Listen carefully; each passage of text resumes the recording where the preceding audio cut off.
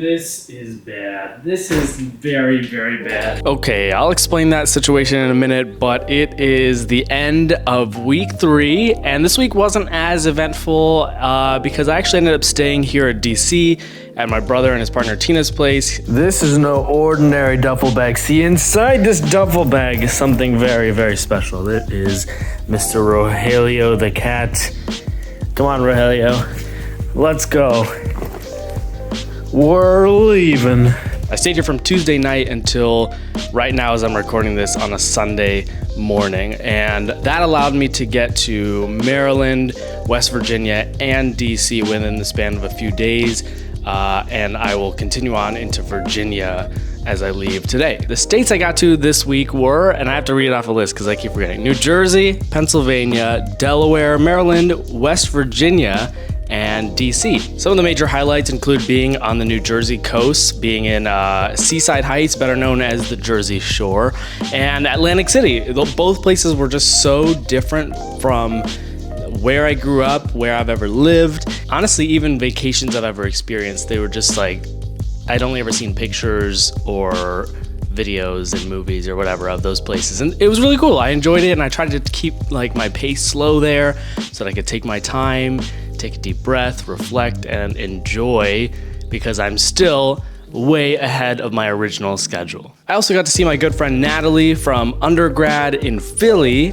We both applied for the President's Prize at OSU and both did not get it, but we're both doing our own good things now, so it was nice to catch up real quick. Another kind of highlight, when I was in Baltimore, I talked to this guy who sells Delta 8 products. And if you don't know what Delta 8 is, people call it like diet weed or diet marijuana or whatever. And he gave me 2 joints, so that was kind of interesting. He said it was Delta 8. I haven't decided whether I plan to partake or not, considering it's a total stranger who gave it to me. But he did give me a business card, so I think I trust it. I also went to Harper's Ferry National Park. That's where I got a lot of my people for West Virginia. It was beautiful, first of all, if you live anywhere near the eastern part of West Virginia. I would highly recommend going there. It was beautiful. It was a nice place to just have like a scoop of ice cream and enjoy, and people there were really nice too. Right here in DC, I had some amazing conversations with strangers. It felt like, I think because it was a sunny day after a few days of cloudiness and then a storm and like a tornado watch, people were in a good mood, and people in DC I think generally are friendly. And so I got some really great stories. One in particular that was my favorite was somebody was just really quick. His name was Fred. He was really quick to the point about his advice. He said he believes in one thing more strongly than others, that you can do anything you want to do, it just depends on how much you're willing to do to get there.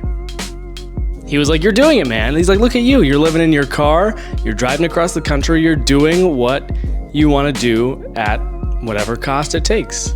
He's like, you're not in an ideal situation, but you're doing it. I love that. And of course, another highlight was just getting to stay here for a few days and nights with like total safety, security, an actual dwelling, a place to sleep without any fear or stress. That was a really nice, needed break while still doing what I needed to do. I still talked to people in West Virginia and DC and Maryland, and you know, I thought I was going to do Virginia as well, but I'm just planning on just going to Virginia and continuing on my trip instead of coming back up to DC. So thank you, Arif and Tina.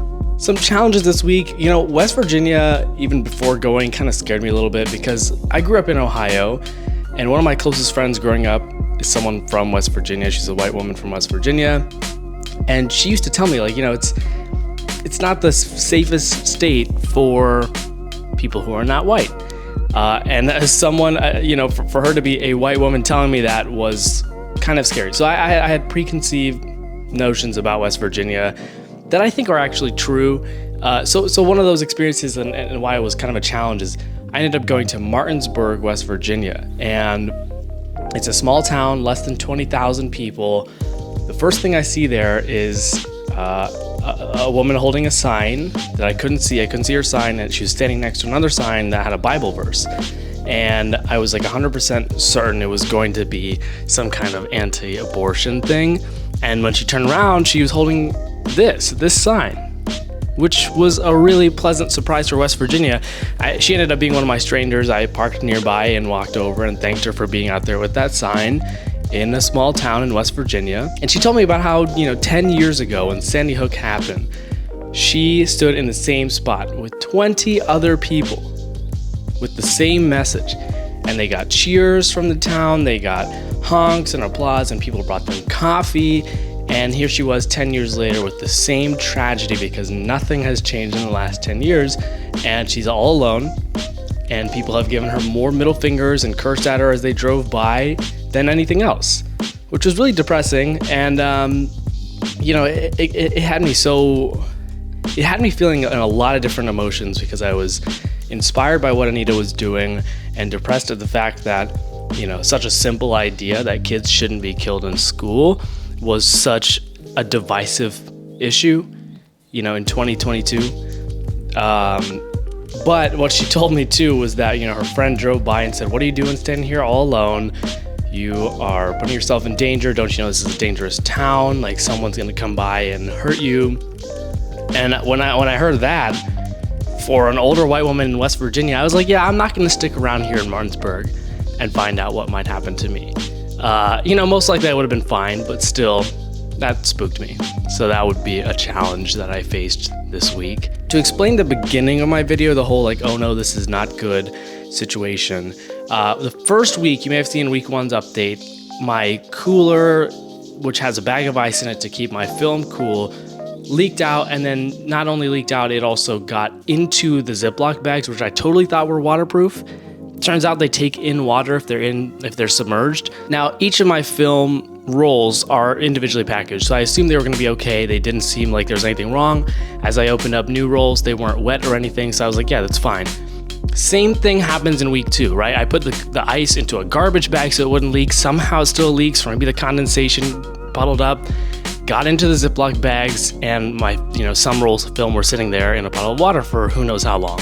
And then in DC, as I was going out to talk to strangers on the Thursday that I was here, I finished up my first roll with just 2 photos left where I talked to 2 strangers, and then I opened up my next roll and it's drenched, it's just soaked. So I'm like, oh my God. I open up another roll that I have with me, and that one too is a little damp. So I realized that the individually packaged rolls of film actually might not have been okay, and I have no idea how many I might have lost. So I came back to the apartment and unwrapped every single roll of film that I have to find out how many were soaked and therefore unusable. Luckily, of the dozens and dozens of rolls of film that I have, my total loss was only 11, which is still about $100 loss, which really sucks. But I still have more than enough film to get my 1,000 strangers and more. So all things considered, it could have been a lot worse. And the challenge, again, this is part of the challenge of shooting film. Things go wrong, and sometimes you don't know that they've gone wrong until you've developed the film. And I'm not developing the film until the end of my journey.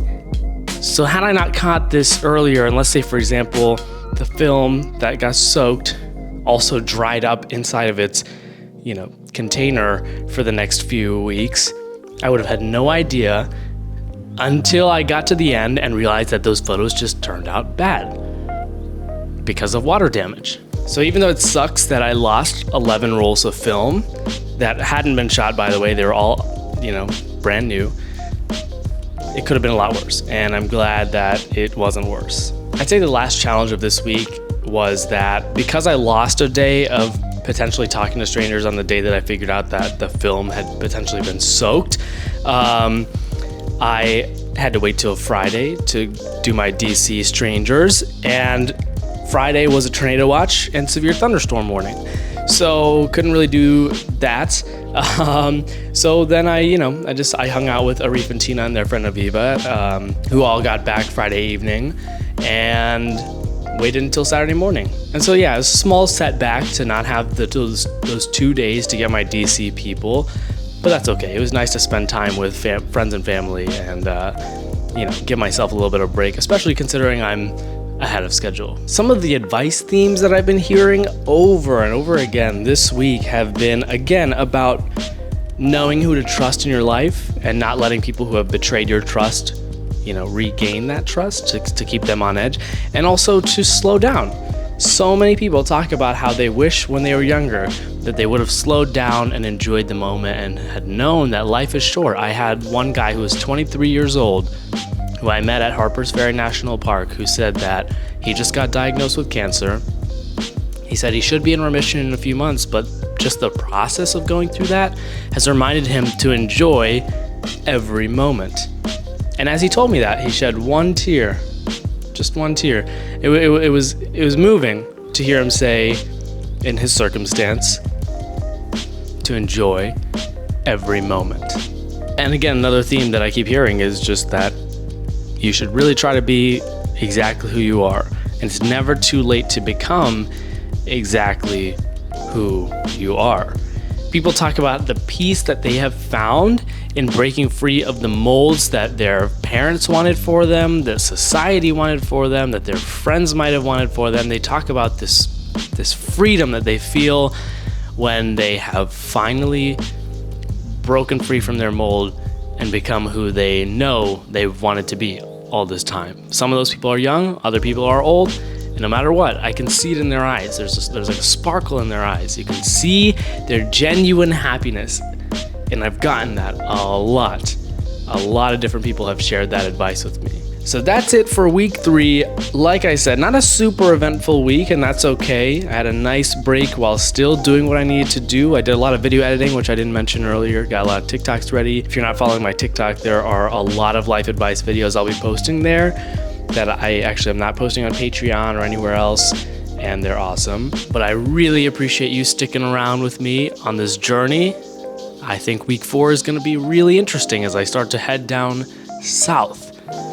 So stay tuned for week 4's update. Thank you for watching. I'll see you in the next one.